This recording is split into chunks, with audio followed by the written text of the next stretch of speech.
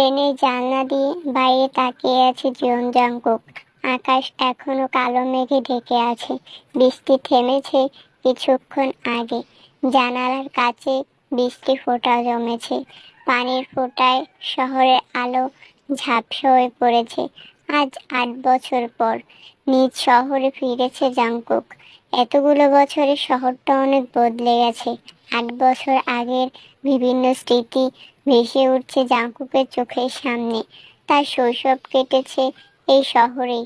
তার ছোটবেলা থেকে বেড়ে ওঠা, খেলাধুলা করা, বন্ধুদের সাথে সময় কাটানো, জীবনের প্রথম প্রেমের স্মৃতি, সবকিছু এই শহর ঘিরেই। 8 বছর আগে এই শহর ছিল তার জীবনের রঙিন অধ্যায়, কিন্তু আজ সবকিছু যেন কেমন এক অদ্ভুত শূন্যতায় ঢেকে আছে। ট্রেন এসে প্ল্যাটফর্মে থামলো।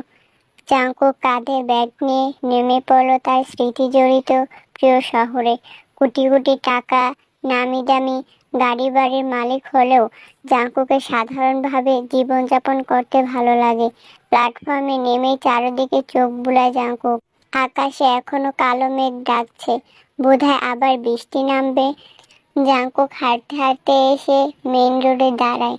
তার মাঝে আবারও ঝমঝমিয়ে বৃষ্টি নামে। মাথার উপর হাত দিয়ে দ্রুত দৌড়ে গিয়ে একটা কফি শপে ঢুকলো জাংকুক। তার হাত দিয়ে মাথার চুল ঝেড়ে একটা টেবিলে গিয়ে বসলো। এই কফি শপ ঘিরেও বহু স্মৃতি জাংকুকের। এই শহরের সবার সঙ্গে সম্পর্কের হিসাব নিকাশও অনেক বদলে গেছে। বন্ধু বান্ধব অনেকের সাথেই যোগাযোগ নেই তার। জাংকুক কাঁধের ব্যাগটা পাশের একটা চেয়ারে রেখে ডুবে গেল পুরনো স্মৃতিচারণে। 8 বছর আগে যখন সে এই শহর ছেড়ে চলে যাচ্ছিল, তখন তার জীবনে ছিল তে, তার প্রথম ভালোবাসা, প্রথম প্রেম, প্রথম অনুভূতি। তে আর জাংকুকের সম্পর্কটা ছিল একদমই আলাদা। কি সুন্দর একটা সম্পর্ক ছিল তাদের, একে অপরকে ভীষণ ভালোবাসতো। জাংকুকের বয়স তখন 20, সবেমাত্র কলেজের গণ্ডি পেরিয়েছিল। অনার্স প্রথম বর্ষ। ভার্সিটির প্রথম দিনই তে নামক মেয়েটিকে মনে ধরেছিল তার। তারপর ধীরে ধীরে তের সঙ্গে তার কথা বলা, বন্ধুত্ব, ভালোবাসার সম্পর্ক গড়ে উঠেছিল। প্রপোজালটা অবশ্য তেই দিয়েছিল। এই কফি শপের মধ্যেই একে অপরের সঙ্গে সময় কাটাতো। দুজনে একই ক্লাসে পড়তো, তবে ভিন্ন ডিপার্টমেন্ট। তের ক্লাস শেষ হলেই তারা প্রায় সময় এখানে চলে আসতো। অথচ আজ একটা দীর্ঘ নিঃশ্বাস ফেলল জাংকুক। হঠাৎ ভাবতে লাগলো, আচ্ছা, তের কি মনে আছে তাকে, নাকি ভুলে গেছে? তে বলেছিল তার অপেক্ষায় থাকবে। এখন কি অপেক্ষায় আছে, নাকি সবকিছু ভুলে গিয়ে বিয়ে করে স্বামী সন্তান নিয়ে সুখে সংসার করছে? ভাবতেই বুকের ভেতরটায় কেমন চিনচিনিয়ে ব্যথা অনুভব করলো জাংকুক। বৃষ্টি থামতেই কফি শপ থেকে বেরিয়ে পড়ে জাংকুক। রাস্তায় নেমেই হাঁটতে থাকে। হাঁটতে হাঁটতে চলে আসে তাদের চেনা পরিচিত পাড়ায়, যেখানে জাংকুক আর তেরা থাকতো। পুরনো পাড়াটা এই কয় বছরে কেমন যেন পাল্টে গেছে। চারপাশে নতুন উঁচু উঁচু দালান। পাড়ার মোড়ে টঙের দোকানটাও এখন আর নেই। এই টং দোকানেই পাড়ার বন্ধু বান্ধব নিয়ে চা খেত জাংকুক। কত শত বিকেল এখানে আড্ডায় কেটে যেত। আরো খানিকটা হেঁটে জাংকুক তেদের গলিতে ঢুকলো। কেমন যেন পা কাঁপছে জাংকুকের। তেদের বাড়িটার কাছাকাছি যেতেই দেখতে পেল তেকে। মেয়েটা বাড়ির সামনে দাঁড়িয়ে সবজিওয়ালার কাছ থেকে সবজি কিনছে। পাশে 3-4 বছর একটা বাচ্চা মেয়ে তের ওড়না ধরে টানাটানি করছে। জাংকুকের বুকের ভেতরটায় মোচড় দিয়ে উঠল। ধীরে ধীরে এগিয়ে গেল তের দিকে।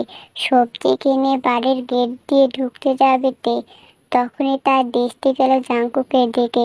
তে জাংকুককে দেখে চমকে গেল। আসলে সে কি ঠিক দেখছে তো, নাকি মনের ভুল? তে গলা দিয়ে আওয়াজ বেরোচ্ছে না, তবুও কোনো রকম কাঁপা কাঁপা গলায় বলল, জাংকুক, তুমি ফিরে এসেছো? জাংকুক স্বাভাবিক স্বরে জবাব দিল, তোমায় তো কথা দিয়ে গিয়েছিলাম, আমি একদিন ফিরে আসবই। ফিরে তো আসতেই হতো তোমার কাছে। তের চোখে খুশির অশ্রু। তে নিজেকে সামলাতে পারল না, আচমকাই জড়িয়ে ধরল জাংকুককে। জাংকুকের বুকে মাথা রেখে শব্দ করে কেঁদে দিল। জড়িয়ে ধরবে কি ধরবে না বুঝতে পারছে না জাংকুক। পাশে দাঁড়িয়ে থাকা ছোট বাচ্চা মেয়েটার দিকে দৃষ্টি যেতেই জড়িয়ে ধরার অধিকারটা আদৌ আছে কিনা এখনো সেটা জানে না সে। তে কাঁদতে কাঁদতেই বলল, এতগুলো বছরে একটা বারও আমার সাথে যোগাযোগ করার প্রয়োজন বোধ করলে না তুমি? আমি বেঁচে আছি নাকি মরে গেছি সেটা জানারও চেষ্টা করলে না? এই 8টা বছর কিভাবে বাবার সাথে এক প্রকার যুদ্ধ করে আসছে সেটা আমিই জানি। বাবা প্রতিদিনই বিয়ে দেওয়ার জন্য আমায় জোর করেছে, আর আমি শুধুমাত্র তোমার ফিরে আসার অপেক্ষা করেছিলাম এতদিন। জাংকুক বুঝতে পারল তার তে এখনো তারই আছে। ঠোঁটের কোণে হাসি ফুটে উঠল। জাংকুক তেকে জড়িয়ে ধরে বলল, আমি তো ফিরে এসেছি তে। তোমার বাবা আর তোমাকে দেওয়া কথা আমি রেখেছি। তোমার বাবা তো তখন কোনো বেকার মাতৃপিতৃ পরিবারহীন ছেলের সাথে তোমার বিয়ে দিতে চাননি। তোমার বাবার সব শর্ত আমি পূরণ করেছি, নিজের পায়ে দাঁড়িয়েছি। এবার তোমাকে আমি নিজের করে নিব। তোমার আমার মাঝে এখন আর কোনো বাধা নেই। তে এখনো ফুপিয়ে কাঁদছে।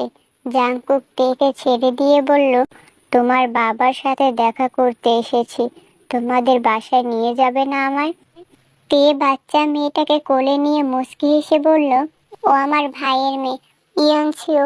তুমি আবার আমার সাথে ইয়নসিওকে দেখে উল্টাপাল্টা কিছু মনে করনি তো? জাংকুক মুচকি হেসে ইয়নসিওর গাল টেনে দিয়ে বলল, না। জাংকুককে নিয়ে বাসার দরজার কলিং বেল চাপতেই তের বাবা নামজুন সাহেব দরজা খুলে দেন। জাংকুককে প্রথম দেখায় চিনতে না পেরে বলেন, কে এটাতে? জাংকুক সালাম দিয়ে বলল, আপনার ছোট মেয়ের হুবু জামাই। জাংকুকের কণ্ঠ শুনে নামজুন সাহেব চিনতে পেরে বলেন, তুমি জাংকুক না? বাহ, কণ্ঠ শুনেই চিনে ফেললেন। আমি তো ভেবেছিলাম আমার পরিচয় দিতে হবে। বাই দ্য ওয়ে, আপনার মেয়ের হুবু জামাই হিসাবে পরিচয়টা আরও একবার দিয়ে নিই। Myself Jeon Jungkook. I am the founder of JJK group of industry. আশা করি এবার আর আপনার মেয়ের সাথে বিয়ে দিতে কোনো আপত্তি নেই। কে বলল, আমরা ভিতরে গিয়ে কথা বলি বাবা। নামজুন সাহেব ওদের নিয়ে ভিতরে এলেন। ড্রয়িং রুমের সোফায় পাশাপাশি বসে আছে তে আর জাংকুক। অপর পাশের সোফায় চেহারায় গম্ভীর ভাব বজায় রেখে বসে আছেন নামজুন সাহেব। জাংকুকের উদ্দেশ্য বলেন, বিয়ে করতে চাও তেকে? এতগুলো বছর পর এলে আমার মেয়েকে বিয়ে করতে। তুমি ফিরে আসার আগেই যদি তেকে বিয়ে দিয়ে দিতাম তখন কি করতে? জাংকুক হালকা হেসে বলল, আমার আর তের বিয়ে সম্বন্ধ নিয়ে আসার পথে যখন বাবা মা অ্যাক্সিডেন্টে মারা যায়, যখন একা হয়ে পরিবারহীন হয়ে পড়ি আমি, তখন আপনি আমার সাথে তের বিয়ে দিতে চাননি, শর্ত দিয়েছিলেন নিজের পায়ে দাঁড়িয়ে নিজের একটা পরিচয় তৈরি করে আসতে। আজ নিজের পায়ে দাঁড়িয়ে আছি আমি, আপনার সামনে এসেছি। আপনার দেওয়া শর্ত পূরণ না করে তার আগে কোন মুখে আপনার সামনে দাঁড়াতাম আমি? আমার বিশ্বাস ছিল আমার ভালোবাসার উপর। আজই আমি তেকে বিয়ে করে নিয়ে যাব। আপনার সব শর্ত পূরণ করেছি আমি। এতগুলো বছর নিজের ভালোবাসা থেকে দূরে থেকেছি। আপনার কথায় তের সঙ্গে যোগাযোগ বন্ধ করে রেখেছিলাম, আর দূরে থাকতে পারবো না। আজকেই ওকে আমি আমার করে নিব। নামজুন সাহেব খানিকক্ষণ চুপ থেকে বললেন, যে ছেলে আমার মেয়েকে ভালোবেসে তাকে পাওয়ার জন্য আমার সমস্ত শর্ত মানতে পারে, আমার কথা মেনে তার থেকে দূরে থেকে তাকে এতগুলো বছর পরেও আগের মতোই ভালোবাসতে পারে, তার সাথে অবশ্যই আমি আমার মেয়ের বিয়ে দেব। তের ঠোঁটে হাসি ফুটে উঠল। নামজুন সাহেব জাংকুকের উদ্দেশ্য বললেন, তোমার কথাই হবে। আজই আমার তেকে তোমার হাতে তুলে দেব। ঘন্টা দুয়েকের মধ্যেই ওদের বিয়ের ব্যবস্থা করা হলো। একটা লাল রঙের শাড়ি আর হালকা কিছু গহনা পরিয়ে তেকে নিয়ে আসা হলো। জাংকুকও ফর্মাল গেট আপ চেঞ্জ করে পাঞ্জাবি পরে নিয়েছে। কিছুক্ষণের মাঝেই তাদের ইসলামিক রীতিমতো বিয়ে সম্পন্ন হলো। বিয়ের পর জাংকুক তেকে নিয়ে খুলনা চলে এলো। বাসর ঘরে বসে আছে তের এখনো বিশ্বাস হচ্ছে না সে এখন জাংকুকের বউ। সবাই বলে অপেক্ষার ফল মিষ্টি হয়, তের এখন তাই মনে হচ্ছে। তের এমন ভাবনার মাঝেই দরজা খুলে ভিতরে ঢুকলো জাংকুক। তে তাকালো মেরুন কালার পরিহিত পুরুষটার দিকে। অসম্ভব সুন্দর লাগছে জাংকুককে। তের মনে হলো এই কালারটা যেন এই সুদর্শন পুরুষটার জন্যই বানানো হয়েছে, আর এই সুদর্শন পুরুষটাই এখন তার, একমাত্র তার। তের হঠাৎ মনে হলো তার হৃৎপিণ্ডটা কেমন দ্রুত গতিতে চলছে।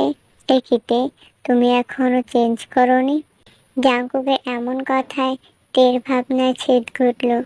তে আমতা আমতা করে বলল, যাচ্ছি, কিন্তু আমি তো কোনো কাপড় আনিনি পরার জন্য। তের কথায় জাংকুক তার ওয়ার্ড্রোবটা খুলল। এখান থেকে যেটা ইচ্ছে পরে নাও। তে তাকিয়ে দেখলো পুরো ওয়ার্ড্রোব শুধু শাড়ি আর থ্রি পিস দিয়ে ভর্তি। জাংকুক বলল, এসব কিছু আমি কিনে রেখেছি, আমি জানতাম তুমি আমার জন্য অপেক্ষা করবে। তে হতবাক, লোকটা তার জন্য এত এত জামা কাপড় কিনে রেখেছে, মানুষটা তাকে এত ভালোবাসে। তের চোখে পানি চলে এলো। জাংকুক একটা শাড়ি নিয়ে তের কাছে গেল। জাংকুক তের চোখের পানি মুছে দিয়ে বলল, কাঁদছো কেন বোকামি? তে বলল, তুমি তুমি আমায় এখনো এতটা ভালোবাসো? জাংকুক তের হাতে শাড়ি ধরিয়ে দিয়ে বলল, নাও চেঞ্জ করে এসো।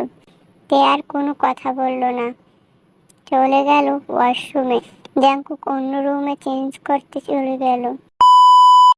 ওয়াশরুমের দরজা খুলতেই জাংকুক দেখলো লাল পরিহিত তেকে। ফর্সা শরীরে শাড়িতে কেমন মানিয়েছে তেকে। জাংকুকের ঘোর লেগে গেল। জাংকুক আস্তে আস্তে তের দিকে এগোতে লাগলো। তে কাঁপতে শুরু করলো। জাংকুক তের সামনে দাঁড়ালো। চোখ গেল তের কম্পনরত গোলাপি রাঙা ঠোঁটের দিকে। জাংকুক তেকে বলল, অনেক সুন্দর লাগছে তোমার, আমার কল্পনার থেকেও সুন্দর। বলেই তেকে করে তুলে নিল। বিছানায় তেকে শুয়ে দিয়ে জাংকুক তের উপর উঠে পড়ল। তে আরো কাঁদতে শুরু করলো। জাংকুক তের কানের কাছে মুখ নিয়ে ঘোর লাগা কণ্ঠে বলল, তে আমি কি আমার ধৈর্যের ফল খেতে পারি? কি নিঃসংকোচ আবদার! তে কিভাবে তা ফিরিয়ে দেবে? তে জাংকুককে জড়িয়ে ধরল। জাংকুক বুঝতে পারল তার বউ তাকে সম্মতি দিয়েছে। জাংকুক তের কপালে ঠোঁট ছোঁয়ালো, তারপর নাকে কিস করলো, তারপর ঠোঁট দিয়ে আঁকড়ে ধরলো তের কম্পনরত ঠোঁট। জাংকুক তের ঘাড়ে, গলায়, সারা শরীরে চুমুতে ভরিয়ে দিচ্ছে। বৃষ্টিও যেন তাদের এই মিলনে সায় দিচ্ছে। বাইরে ঝড়ের সাথে সাথে ভেতরের ঝড়ও বেড়ে চলেছে।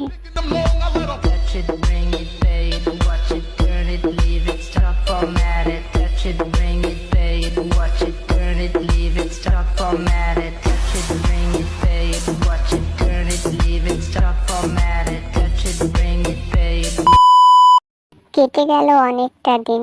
বিকেল বেলা জাংকুক বাড়ির ছাদে দোলনায় বসে আছে। তে দুজনের জন্য 2 কাপ চা নিয়ে এলো। সামনে টি টেবিলটার উপর চায়ের কাপ রেখে পিছন থেকে জড়িয়ে ধরে বসলো জাংকুককে। তের উপস্থিতি টের পেতেই জাংকুক মুচকি হাসলো। তে জাংকুককে ভালোভাবে জড়িয়ে ধরে বলল, সেদিন যদি না ফিরে আসতে তাহলে কি হতো বলো তো আমার? জাংকুক মৃদু হেসে বলল, যাওয়ার আগে তো বলেই ছিলাম ফিরে আসবো একদিন। দেব হাসলো, দারুণ দেখালো সেই হাসি। জাংকুক মুগ্ধ নয়নে দেখতে লাগলো তার ভালোবাসার মানুষটিকে।